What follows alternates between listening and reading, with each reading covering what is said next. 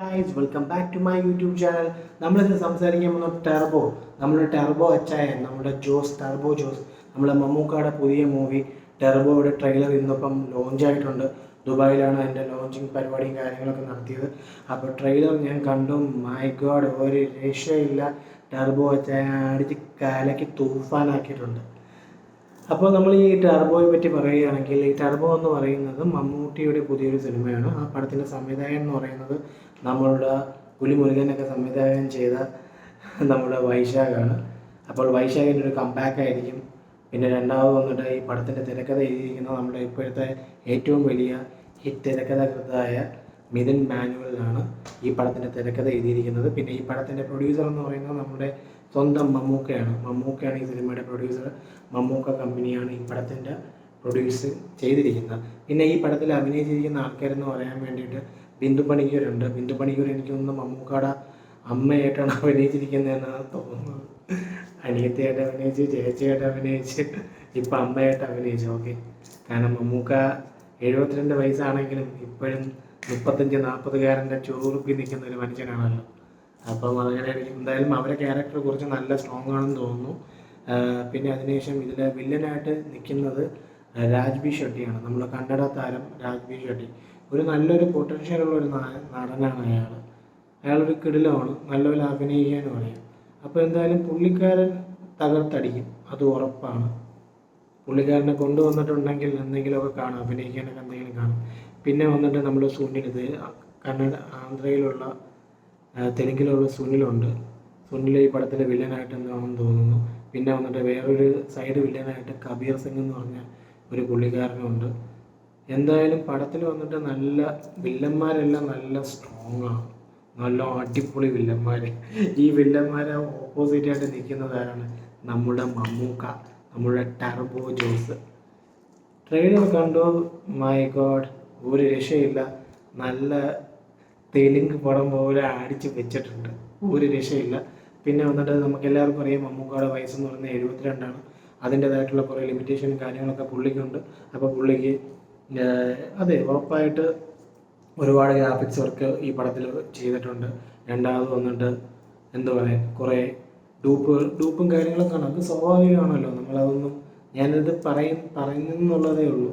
കാരണം പല ആൾക്കാരും ഇതൊക്കെ പറഞ്ഞ് കളിയാക്കാൻ വേണ്ടി വരുന്നുണ്ട്. നമ്മൾ രജനീകാന്ത് അഭിനയിക്കുന്നുണ്ട്, പുള്ളിക്കാരൻ ഡൂപ്പ് വെച്ചൊക്കെ തന്നെയാണ് അഭിനയിക്കുന്നത്. പിന്നെ മമ്മൂക്കയെ കൊണ്ട് പറ്റുന്ന രീതിയിൽ മമ്മൂക്ക നല്ല സൂപ്പറായിട്ട് ചെയ്തു വെച്ചിട്ടുണ്ട്. പിന്നെ വന്നിട്ട് എന്ത് പറയാനാണ്, ഈ പടം വന്നിട്ട് പക്ക മാസമായിരിക്കും. ഒരു രക്ഷയില്ല. കാരണം ഒരുപാട് കാലമായി മലയാളത്തിലൊരു പടം ഇറങ്ങിയിട്ട്. അപ്പോൾ എന്തായാലും എല്ലാം കൊണ്ടൊരു വെടിച്ചിലായിട്ടുള്ള ഒരു എന്ത് പറയാൻ, ഒരു കോമഡി ആടി. പിന്നെ എനിക്കൊന്നൊരു ഐറ്റം സോങ് കൂടെ ഉണ്ടെന്ന് തോന്നുന്നു. എല്ലാം കൊണ്ട് ഒരു അടിപൊളി തരമാണ് സിനിമയായിരിക്കും. പിന്നെ പടത്തിൻ്റെ ബഡ്ജറ്റ് എന്ന് പറയുന്നത് 45 കോടിയാണ്. 45 കോടി എന്ന് പറയുന്നത് തന്നെ ഒരു വലിയൊരു മലയാള ഇൻഡസ്ട്രിയെ വെച്ച് നോക്കുമ്പോൾ അതൊരു വലിയൊരു എമൗണ്ടാണ്. പക്ഷേ ആ 45 കോടി ആ സിനിമയിൽ കാണാനുണ്ട്. ആ പടത്തിലെ പല ഫ്രെയിമുകളും ക്യാമറ വർക്കൊക്കെ നല്ല സൂപ്പറായിട്ടുണ്ട്. നല്ല കിടിലമായിട്ടുള്ള ക്യാമറ ഫ്രെയിംസും കാര്യങ്ങളൊക്കെ പടത്തിൽ കാണാൻ പറ്റി. പടം വന്നിട്ട് ഭയങ്കര റിച്ചായിരുന്നു, നല്ല റിച്ചായിട്ടാണ് സിനിമയെ അവർ കാണിച്ചിരിക്കുന്നത്. പിന്നെ ഈ ഒരു ബഡ്ജറ്റ് എന്ന് പറയുന്നത് 45 കോടി. ഈ ഒരു 45 കോടി ഒരു സിനിമ മുടക്കിയാൽ, ഒരു സിനിമ ഇറക്കുന്നത് സത്യം പറഞ്ഞാൽ റിസ്ക് കൂടുതലാണ്. ഈ ഒരു സിനിമ വിജയിക്കണമെങ്കിൽ എങ്ങനെ പോലും 100 കോടിക്ക് മേലെ കളക്ട് ചെയ്താൽ മാത്രമേ ഈ ഒരു സിനിമ വിജയിക്കത്തുള്ളൂ. അപ്പം റിസ്ക് ഫാക്ടർ ഭയങ്കര കൂടുതലാണ്. പക്ഷേ ഇപ്പം ഈ 2024 എന്ന് പറയുന്നത് മലയാള സിനിമയുടെ വേറൊരു ലെവലിലോട്ട് മലയാള സിനിമ പൊക്കിക്കൊണ്ട് പോകുന്നതാണ്. അപ്പം പടത്തിൽ വന്നിട്ട് കൊള്ളാമെന്നൊരിതുണ്ടെങ്കിൽ മതി, ആ സ്പാർക്കോടെ ടെർബോ അടിച്ചങ്ങ് കയറിക്കോളും. 100 കോടി, 150 കോടി, 200 കോടിയൊക്കെ സത്യം പറഞ്ഞാൽ പടത്തിന് നല്ല എന്താ പറയുക, പടത്തിന് നല്ല ഒരു പബ്ലിസിറ്റി വരികയാണെങ്കിൽ, മീൻസ് പടം കൊള്ളാമെങ്കിൽ ഒരു രക്ഷയില്ലാതെ പടം അടിച്ച് കയറും. പിന്നെ ഇതിലുള്ള എനിക്കൊരു വിഷമം എന്ന് പറയുന്നത്, മമ്മൂട്ടി സ്ഥിരമായിട്ട് പുള്ളിക്കാരൻ്റെ മിക്ക സിനിമയിലും പുള്ളിക്കാരൻ വന്നിട്ട് വേണ്ടതൊരു പ്രമോഷൻ പുള്ളിക്കാരൻ ചെയ്തില്ല. പുള്ളിക്കാരൻ പറയുന്നത് മമ്മൂട്ടി ആ ഒരു പേര് മതി, അതുകൊണ്ട് ആൾക്കാർ വരും. കാരണം പുള്ളിക്കാരൻ ഭയങ്കര ഹൈപ്പ് ക്രിയേറ്റ് ചെയ്യാതെ, ഹൈപ്പ് എപ്പോഴും കുറച്ച് സിനിമ എടുക്കുന്ന ഒരു സിനിമ കൊണ്ട് റിലീസ് ചെയ്യുന്ന ഒരു മനുഷ്യനാണ്. പക്ഷേ പടം റിലീസ് ചെയ്താൽ പോലും മമ്മൂട്ടി അതിന് വേണ്ടിയിട്ട് പിന്നെ വീണ്ടും ഒരു പടത്തിന് വേണ്ടി വീണ്ടും പ്രൊമോഷൻ കാര്യങ്ങളൊന്നും ചെയ്തില്ല. പിന്നെ ഞാൻ ഇതിൽ നോക്കിയപ്പം ഈ പടത്തിൻ്റെ ഡിസ്ട്രിബ്യൂഷൻ എഴുതിയിരിക്കുന്ന വേഫേഴ്സ് മൂവീസ് എന്ന് പറയുന്നത് നമ്മൾ ദുൽഖർ സൽമാൻ്റെയാണ്. പുള്ളിക്കാരൻ്റെ ഡിസ്ട്രിബ്യൂഷൻ സത്യം പറഞ്ഞാൽ ചളമാണ്. വേറെ ഒന്നും തോന്നില്ല DQ, നിങ്ങൾക്കൊരു നല്ല ഒരു ഡിസ്ട്രിബ്യൂഷൻ ഇല്ല. അതേ സമയത്ത് മോഹൻലാലിൻ്റെ സിനിമകളൊക്കെ എന്ന് പറയുമ്പം എല്ലാം നല്ല രീതിയിൽ ഡിസ്ട്രിബ്യൂട്ട് ചെയ്ത് നല്ല രീതിയിൽ പടത്തിന് വന്നിട്ട് നല്ല പരസ്യം കൊടുത്ത് പ്രമോഷൻ കൊടുത്ത് അടിച്ച് കയറ്റും. പടം പടം പടം പടം എങ്ങനെയെങ്കിലുമൊക്കെ അങ്ങ് പോകും. പക്ഷേ മമ്മൂക്കയുടെ മിക്ക സിനിമയ്ക്കുള്ള ഒരു ദോഷം എന്ന് പറയുന്നത് ഒരു പ്രമോഷനോ കാര്യങ്ങളോ കാണത്തില്ല.